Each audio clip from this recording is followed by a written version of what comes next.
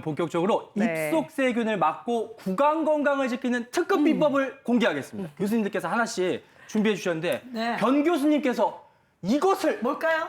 짠! 물과 무설탕 껌. 교수님 껌 좀 씹으셨나? 제가 껌 씹는 걸 좀 좋아합니다. 아, 네. 이게 무슨 의미일까요? 그리고 제가 물도 마시는 것도 참 좋아하는데요. 제가 이렇게 무설탕 껌하고 물을 준비한 이유는 지금까지 저희가 말씀드렸던 내용 중에서 구강 내 침의 분비가 아주 중요하기 때문에 제가 이렇게 준비를 한 것입니다.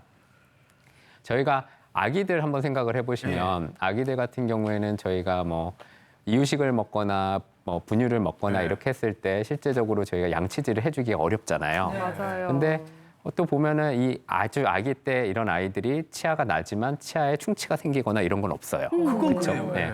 근데 잘 생각을 해보면 그런 원인 중에서 그 이유 중에 하나가 아이들 같은 경우는 침을 아주 많이 분비를 하고 침을 있거든요. 흘리잖아요. 턱받이 애들은. 해주기도 하거든요. 그렇죠. 그래서 신기하다. 턱받이 할 정도로 침이 많이 나오고요. 이러한 침이 많이 나오기 때문에 계속 구강내가 세척 효과가 나타나는 거고요. 그렇기 때문에 음식물이 계속 청소가 되고요. 그래서 저희가 뭐 이렇게 치과 대학을 다닐 때 침 분비량을 측정을 해서 침이 많이 나오면은 뭐 우식이나 아니면 치주 질환 이런 발생 가능성이 좀 낮다고 이렇게 저희가 평가를 하는 것도 배우기도 하는데요. 네. 이러한 침의 분비가 그만큼 충치나 아니면 치주 질환에 있어서 아주 중요한 역할을 하고 있습니다. 그래서 제가 준비한 물을 이렇게 먹게 되면은 만약에 침의 분비가 좀 부족하거나 이런 침의 세정 작용이 부족한 경우에 있어서는 그런 침의 대용으로서 저희가 사용을 할 수 있고요. 그리고 또 무설탕 껌 같은 경우에는 저희가 계속 껌을 이렇게 저작하는 과정을 통해서 침의 분비가 자극이 되고 이런 것들이 자극이 됨으로써 똑같이 이런 세정과 이런 작용을 통해서 치주 질환과 우식을 예방할 수가 있기 때문에 저는 오늘 이렇게 무설탕 껌하고 그리고 물을 준비한 것입니다. 그렇군요. 네, 방금 소개해주신 물하고 무설탕 껌 외에도 이 침 분비를 자극하는 마사지가 있다고 하는데 어떻게 하는 거예요? 네, 궁금하거든요. 저희가 그 침샘이 뭐 작은 침샘도 있겠지만 큰 침샘은 좌우에 3개씩 총 6개가 얼굴에 위치하고 있습니다. 네. 그중에서 가장 큰 침샘은 귀 아래쪽에 있다는 이하선이라는 침샘인데요. 이 이하선 침샘 같은 경우에는 옆에서 봤을 때 광대뼈가 있고요. 그리고 나서 아래턱 있고요. 그리고 뒤에가 있으면 이 광대뼈와 아래 사이 그리고 귀 바로 앞 이 공간이 보통 이하선 그 귀밑샘이 위치하는 공간입니다. 아, 네. 그래서 저희가 손을 이렇게 양손에 이렇게 비비게 되면 손에 좀 열이 나잖아요. 그러면은 손에 좀 열이 나게 된 상태, 좀 따뜻하게 한 상태에서 아까 제가 보여드렸던 이 침샘 부분을 이렇게 마사지를 해준다고 생각하시면 되는데요. 네, 돌리시는 건데요. 네. 신기하다, 네. 침 나와요. 근데 이렇게 돌리실 때 아셔야 되는 게 침이 나오는 공간 그 입구는 앞쪽 공간이기 때문에 이 돌리실 때 전방을 향해서 돌린다는 느낌으로 돌리시면 이런 침샘에 자극이 되기 때문에 침이 분비되는데 훨씬 도움이 될 것 같습니다. 그러니까 어떻게 뭐 두 분 턱받이를 좀 갖다 드려야 되나? 아니 뭐 당장 이렇게 효과가 날 정도로 좋네요. 꾸준히 한번 해보시면 좋겠고. 네. 근데 이렇게 평소에 관리를 잘 안 하고 입속 세균을 그냥 방치하면요 정말 무시무시한 일들이 벌어질 수 있습니다. 이런 일까지. 첫 번째, 턱뼈를 녹일 수가 있다. 너무 무섭지 않아요? 그러니까요. 그래서 인공 치아 자체가 불가능할 수도 있다. 이 교수님 너무 겁주시는 거 아닙니까? 아침부터. 네, 아까도 설명드린 것처럼 치주 질환은 입안의 세균이 원인입니다. 근데 치주 질환이 있는데 그걸 방치를 하게 되면은 잇몸뼈가 점점 녹게 되고 치아를 이제 지지해주고 있는 치주인데 잇몸뼈가 녹게 됨으로 해서 이가 이게 조금씩 흔들리다가 궁극적으로는 이제 이가 빠지게 됩니다. 그렇게 되면은 우리가 이제 꽃을 화분에다가 심으려고 할 때 이제 흙이 부족하면은 이제 심을 수가 없잖아요. 그렇죠. 그거랑 마찬가지로 임플란트를 심을 때 뭐 임플란트 디자인을 바꾼다든지 안 그러면 뼈 이식을 하지 않는 이상 일반적인 임플란트는 식립하기가 어렵습니다. 또 이제 이런 경우에는 그러면 틀니를 생각을 해보실 수가 있는데요. 틀니도 이제 치아에다가 지지를 하는 경우도 있지만 이가 많이 없는 경우에는 잇몸뼈에 이제 지지를 받아서 틀니가 유지가 되는데 이런 경우에도 일반적인 틀니 디자인이 제작이 어려울 수가 있습니다. 네. 그럼 이가 빠졌는데도 틀니도 임플란트도 어렵다는 거네. 정말 끔찍한데요. 또 다른 안 좋은 것도 있습니다. 노년 삶의 질을 떨어뜨린다고 하는데요. 노쇠 위험을 또 2배나 증가시킨다고 합니다, 정 교수님. 네, 정 교수님. 예, 나이가 들게 되면은 여러 가지 신체 기능들이 떨어지게 되는데요. 그 중에서도 이제 급격히 진행되다가 어느 정도 장애가 되거나 또는 입원의 위험성이 높아지는 정도까지 되게 되면은 이를 일컬어서 이제 노쇠라고 진단을 하게 됩니다. 네. 이렇게 되게 되면 노쇠까지 이르게 되면 좀 생활에 활력도 떨어지고 또 이렇게 삶의 질이 굉장히 저하되기 때문에 그렇죠. 그에 이르기 전에 미리미리 예방하고 준비하시는 것이 중요합니다. 그래서 운동도 열심히 하시겠지만 구강 건강을 유지하는 게 노쇠 예방에 굉장히 중요한 길이기 때문에 말씀을 드리는데요. 최근 국내 대학병원 네. 이렇게 공동연구팀이 발표한 바에 따르면은 구강 질환으로 인해서 치아가 없어서 이렇게 음식을 씹지 못하는 그런 환자들에서 노쇠에 이르는 위험성이 2.7배에 더 증가한다고 보고하고 있습니다. 그렇기 때문에 항상 이제 그 치아 개수를 유지하고 잘 드시는 것이 음식의 종류도 다양하게 골고루 영양 공급을 할 수 있기 때문에 중요하고요.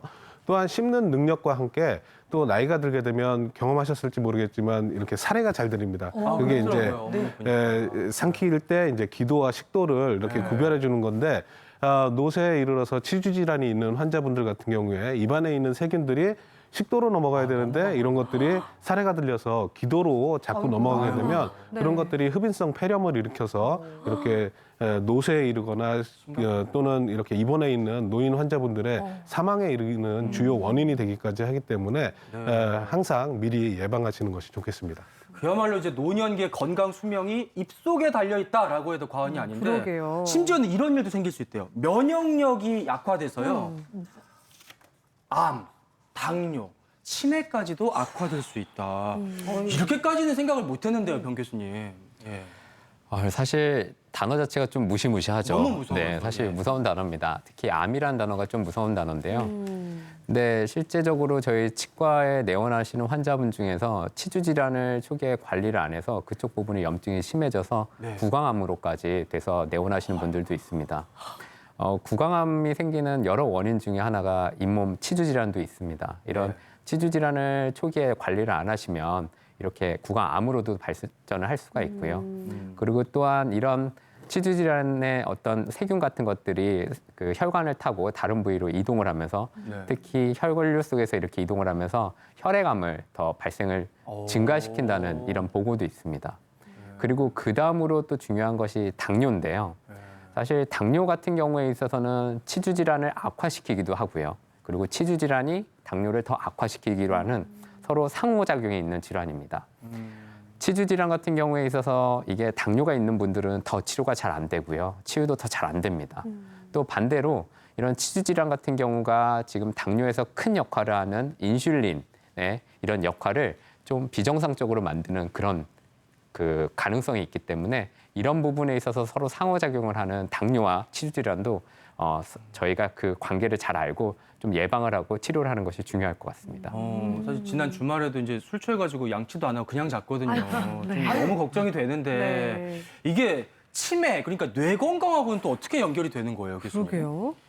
사실 그 치주 질환을 뭐 뇌 건강, 치매까지 이렇게 생각하는 거는 너무 비약이라고 생각하실 수도 있겠지만요. 네. 반드시 치주 질환이 있으면 반드시 치매가 된다 이런 것은 아니고요. 그렇죠. 예. 예, 이러한 치주 질환을 있으면은 이런 것들이 세균이 뇌 쪽의 혈류로 이동을 해서 아무래도 치매의 가능성을 높일 수 있다라는 보고가 있기 때문에 말씀을 드리는 겁니다. 그러니까 결과적으로 제가 꼭 말씀을 드리고 싶은 거는 이런 치주 질환을 꼭 예방하고 치료 받으시는 것이 중요하다는 것입니다. 네, 교수님들 말씀 듣고 보니까 노년은 치아 건강이 너무 중요하다라는 그렇죠. 생각이 드는데 아까 뭐 치매도 얘기하셨지만 노년에 건강하고 또 장수하려면 치아 개수가 몇 개가 필요한 거예요? 네. 세어본 적이 없는데. 그러게 치아가 몇 개지? 몇 개가 네, 있어요? 저희 연구치가 28개입니다. 28 네, 개요. 사랑니까지 합하게 되면은 32개가 있고요. 예, 근데 이제 보고에 따르면 평균 40대에서 잔존 네. 치아는 한 27.6개고요. 예. 60대는 20개 정도 되고요. 네. 70대 네. 같은 경우는 14개 정도로 이렇게 급격하게 줄어듭니다. 예, 그래서 중년에서 노년으로 갈 때 치아 관리가 상당히 중요하기 때문에 여러 나라에서 80대까지 10개의 치아를 유지하자는 캠페인과 여러 가지 연구들이 진행이 되고 있습니다. 근데 왜 20개냐면은 예. 위에 10개, 아래 10개, 적어도 20개의 치아가 있어야지 일반적인 식사가 가능하고요. 저희가 좀 껌이라도 좀 씹고 고기라도 좀 씹어 보려면은 위에 12개, 아래 12개, 14개의 치아가 필요합니다. 근데 이때 개수도 중요하지만은 우리가 만 6세 때 나오는 제1대구치, 제일 큰 어금니 또는 송곳니와 같은 필수 치아들의 잔존 여부들도 상당히 중요합니다. 네. 그러니까 80세까지 12개, 24개의 치아를 유지하면 고기를 씹을 수 있다는 거니까 저는 목표를 이거로 잡았습니다. 입속세균 근데 또 이래서 위험한 거 네 번째도 알아보도록 네. 할게요. 혈전을 형성해서 심뇌혈관 질환 위험을 2배나 높인다고 하네요. 아유, 이건 또 무슨 세상에. 얘기예요, 편 교수님? 이 부분은 아주 사실 중요한 내용입니다. 저희가 그 치아에 이렇게 음식물 찌꺼기들이 제거가 안 되고 좀 어느 정도 시간이 지나게 되면 그걸 보통 치태가 쌓인다고 하고요. 그 치태를 저희가 플라그라고 보통 얘기를 합니다. 근데 이러한 플라그를 사용하는 저희 신체의 다른 부위가 또 있습니다. 그것은 바로 혈관 내에 이런 찌꺼기 같은 것이 쌓일 때 저희가 그것도 역시 플라그라고 얘기를 하는데요. 네. 어떻게 보면 같은 단어를 다른 곳에서 사용을 하고 있다고 생각하시면 될 것 같습니다. 저희가 보통 종합병원에서 심장 쪽에 어떤 진료를 보는 경우, 어떤 수술이라든가 어떤 시술을 하는 경우에 있어서 치과 쪽으로 먼저 의뢰를 오는 경우가 있는데요. 네. 그게 왜 그러냐면 이러한 심장 치료를 하는 데 있어서 치주 질환이 있고 문제가 있는 치아가 있으면 그 치아 치주 조직에 세균이 그런 심장 쪽으로 이동을 해서 그쪽에 염증을 유발할 수 있기 때문에 미리 저희가 진단을 하고 치료하는 것이 필요하기 때문입니다. 그렇군요. 그래서 대표적인 것으로 감염성 심내막염 이런 것들이 있는데요. 치아 또는 치주 조직 주위에 있는 세균이 혈류를 타고 넘어가서 심장 주위의 조직에 붙어서 그쪽에 세균과 염증을 만들면서 심장 기능에 문제를 일으킬 수가 있기 때문에 이런 부분에서도 치주 질환은 아주 예방과 치료하는 것이 중요하다고 볼 수가 있습니다.